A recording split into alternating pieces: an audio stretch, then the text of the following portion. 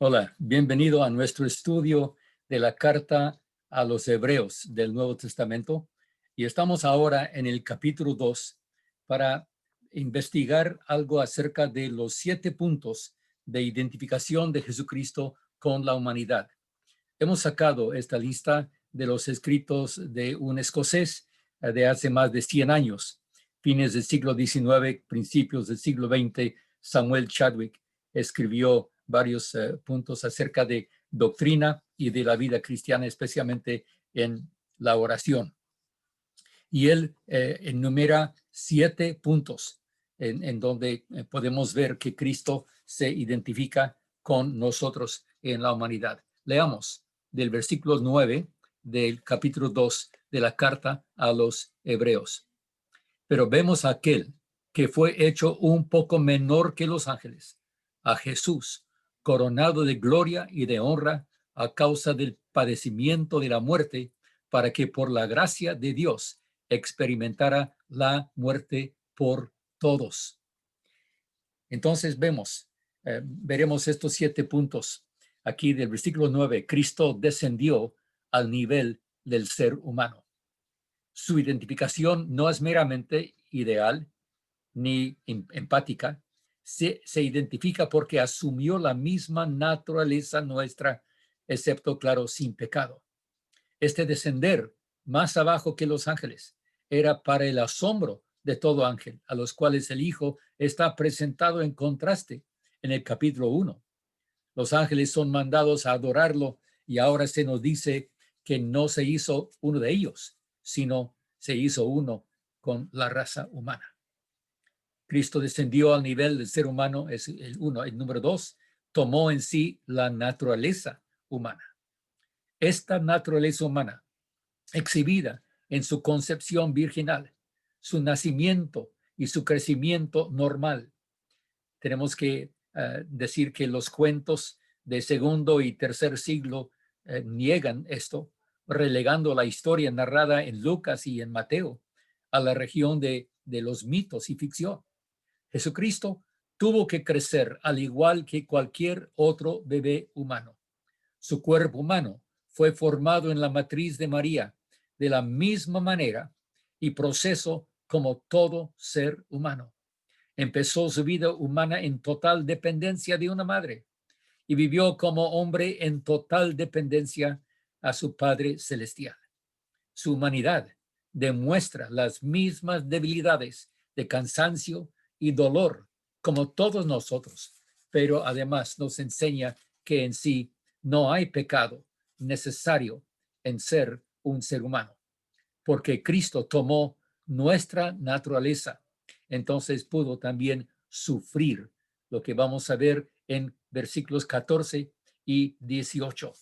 Además de descender al nivel del ser humano, de tomar en sí la naturaleza humana, entonces vemos que él sufre como ser humano.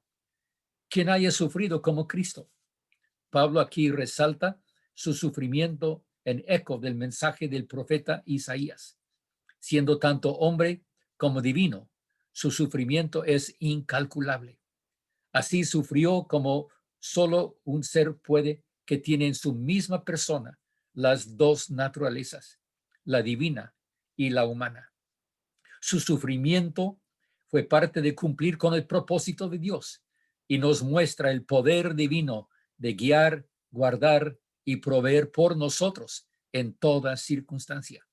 El sufrimiento en sí no es redentor, pero si lo sometemos a la voluntad de Dios, como Cristo mismo, entonces podemos entrar en el que Él hizo por nosotros, lo que Él hizo, y aprendemos lo que Él pretende hacer en nosotros por el poder transformador de su gracia por medio de la obra del Espíritu Santo. Entonces, no solo descendió al nivel del ser humano, no solo tomó en sí la naturaleza humana, no solo sufre como ser humano, en cuarto lugar, muere. Cristo murió por nosotros. Lo vemos en versículos 14 y también la referencia en el versículo 9. Su muerte llega a formar parte del mensaje céntrico del Evangelio. Fue una muerte real, no fingida, tanto como cruel y vergonzosa. Así Cristo tomó nuestro lugar y proveyó lo que nos faltaba para conseguir el perdón y la pureza. Su muerte expiatoria satisface la necesidad de un sustituto en nuestro lugar, como el sacrificio por el pecado, la culpa y el chivo expiatorio que fue mandado al desierto. El propósito de Dios no es solo removernos la culpa y la pena del pecado, sino también rescatarnos de su poder y su presencia en el corazón. Que puede hacer esto en esta vida, se ve en lo que sigue en nuestra lista. Pero otra vez, Cristo desciende al nivel del ser humano.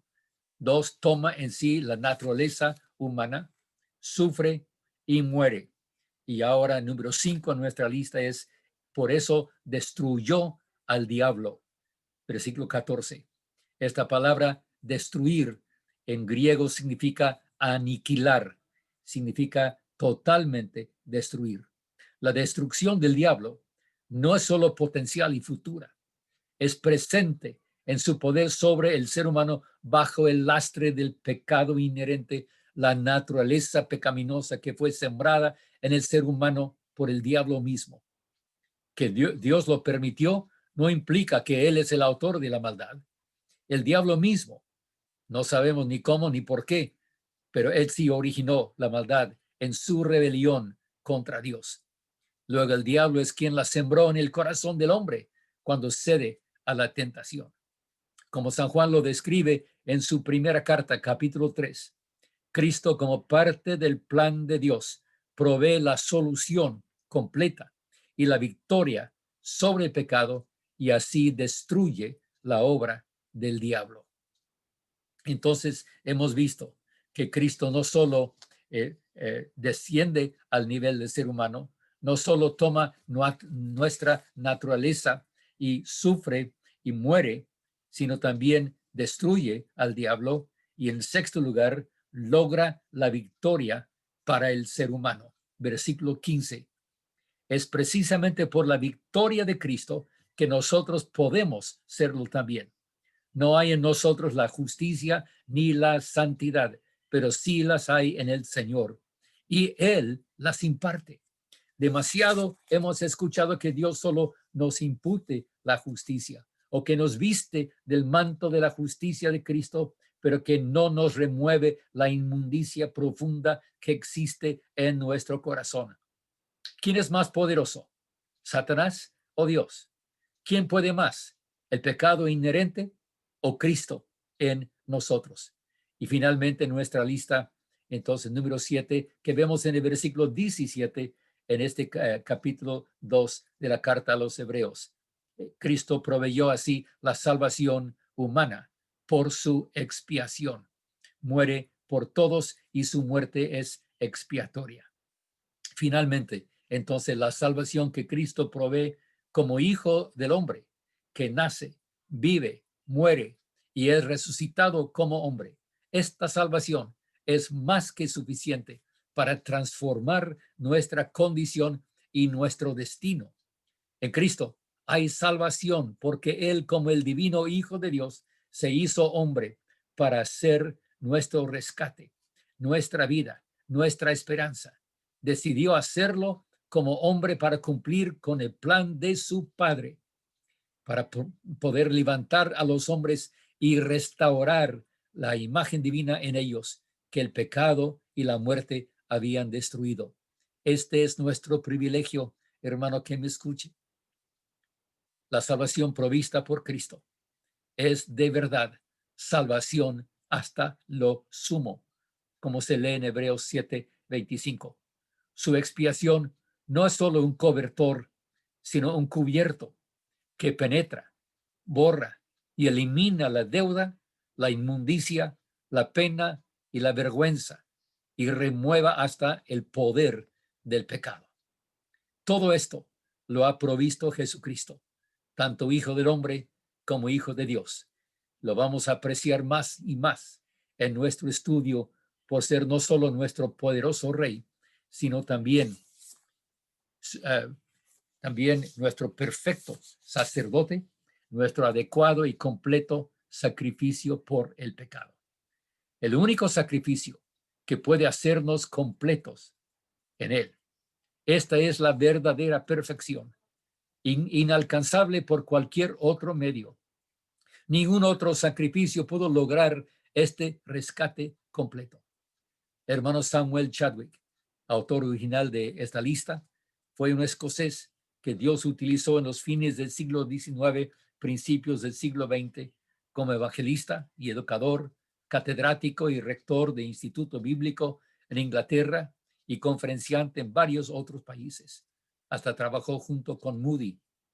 Su legado está en sus escritos sobre el poder de la oración y la búsqueda de un Pentecostés personal en la santificación entera del alma. Bendiciones, mis hermanos. Hasta el próximo estudio.